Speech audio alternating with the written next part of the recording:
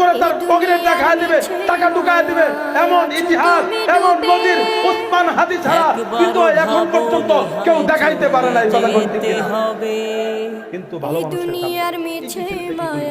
এটা দলমত, সে আগে আওয়ামী লীগ, কে দিন, কে জামাত ইসলাম, জাতীয়বাদী, এটা দেখার বিষয় না।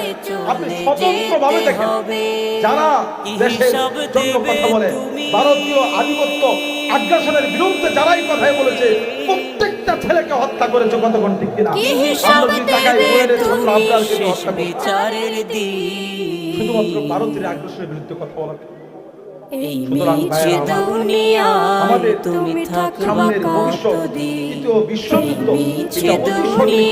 আপনাদের কষ্ট হতে যাবে, একটু কেউ আওয়াজ করবেন না। হ্যাঁ, এই কথাগুলো বলার দরকার ছিল না, ভূমিকা তারপরে বলতে হচ্ছে। সমসাময়িক এইগুলা না বলে রবের কাছে আমাদের থাকতে হবে।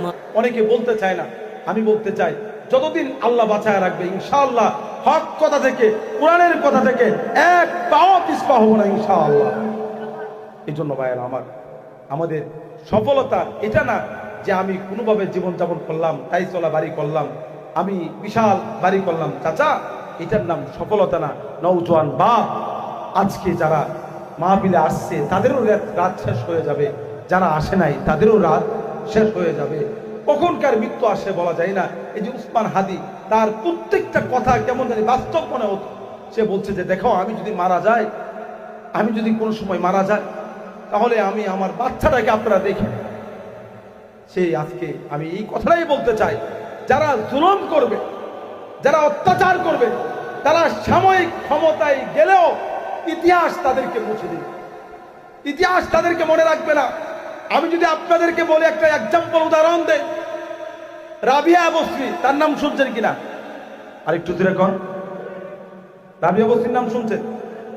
আপনারা শুনছেন, সবাই শুনছেন? রাবিয়া বসরি কত শত শত বছর আগের ছিল।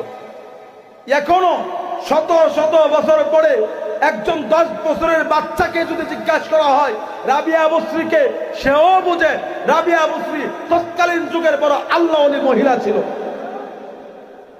কিন্তু ওই যুগেরও তো প্রধানমন্ত্রী ছিল। কথা কোন ঠিক কিনা?